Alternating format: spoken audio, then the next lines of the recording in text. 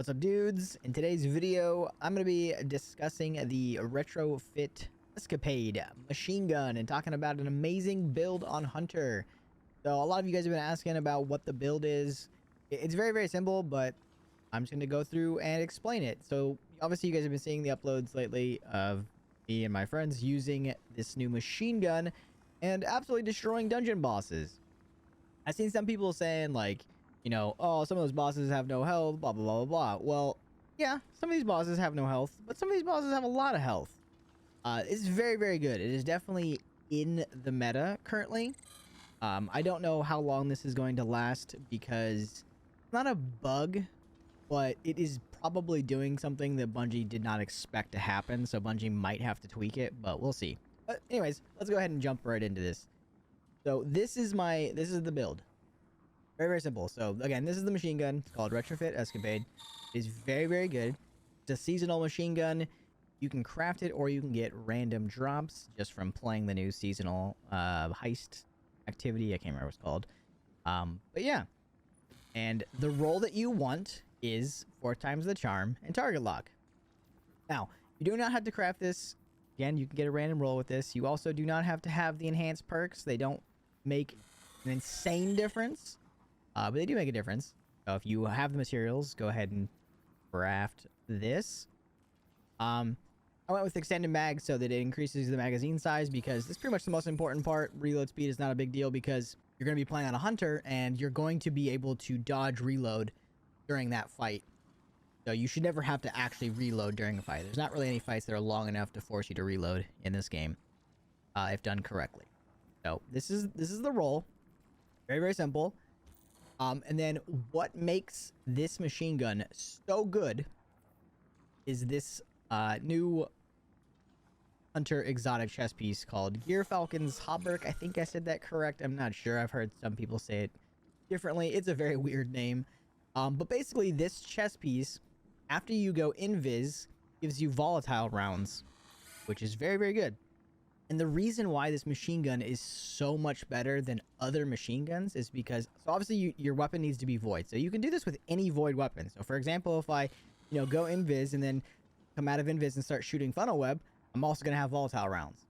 But the reason why Retrofit is so good is because it's a 900 RPM machine gun. So any other void 900 RPM machine gun is going to be very good. I think that there was one in the Splicer season. I don't have it anymore, but I think that was also 900 and it was void.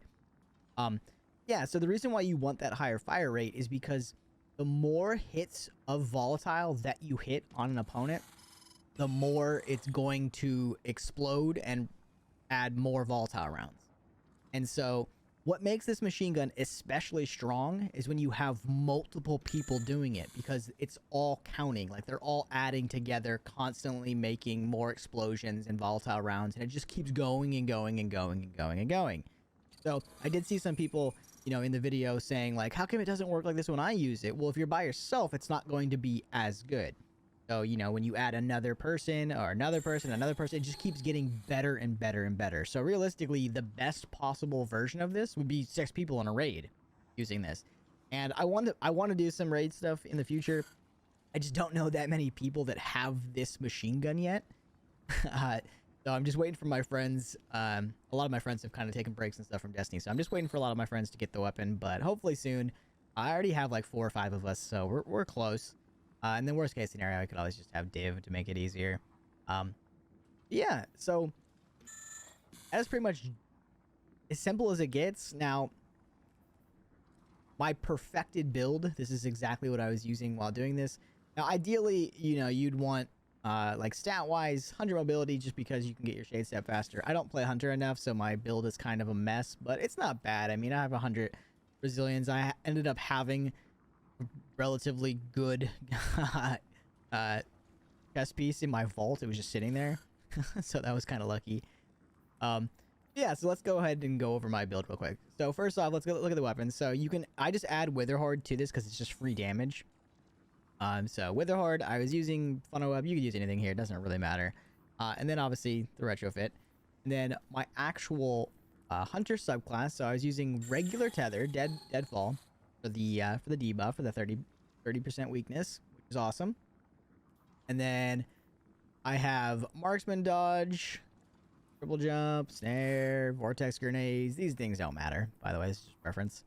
And then vanishing step, so that when you shade step, you go invis. Again, that's just another way of going invis. And then trapper's ambush. You know, activate quick fall to spend your melee charge and dive into the ground, creating a large smoke cloud on impact, which then dissipates. Targets caught in the cloud are weakened, and allies are made invisible. So, the reason why I really like trapper's ambush is because obviously I can make myself invis by throwing my smoke. But I can also make me and my teammates invis, and it's super quick to just use this ability to go invis. So, you basically just want to have as many ways of going invis. And then again, there's other things you could do. There's other things to add to invis. You could have, you could put on the Vow pulse rifle. I can't remember what it's called.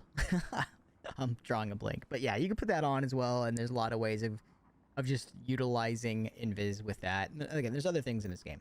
But yeah, so, and that's pretty much it. Again, we looked over my weapons, my armor. Specifically, I was running Fonts of Might on as many pieces as I can. I had 3 Fonts of Mights and then Elemental Ordnance, so I could make Fonts of Mights on the, like, so I gotta make wells on the ground, just to add more to the gun itself. And then finally, and this is a big one, Monochromatic Maestro just adds even more damage. And then obviously I had Elemental Time Dilation. And the good thing about this build is that you don't have to run Weaken Clear, the seasonal mod, because you're on Hunter with a tether, and it's literally double what Weaken Clear is. So you don't need Weaken Clear. And yeah, so that's pretty much it. That is the build. That is, I think, everything. If you guys have any questions, feel free to ask in the comments, and I will do my best to answer. I also am going to be trying out this build on other Void machine guns or other Void weapons in general, just to see how they compare. Definitely with machine guns. I do want to try the Deep Stone machine gun and the Fog machine gun. They're both Void, and they both have good rolls. I have not been able to craft a Deep Stone weapon yet, machine gun, and I didn't get any random rolls yet, so I could use my old one, which has reconstruction, but I don't have like any of the new combos. And then Fog, I have a decent one, but I don't have one with rewind rounds, and I would definitely want to try one with that. But yeah, anyways, I don't want to keep dragging on. Hopefully you guys enjoyed the video, and I will see you guys later. Peace.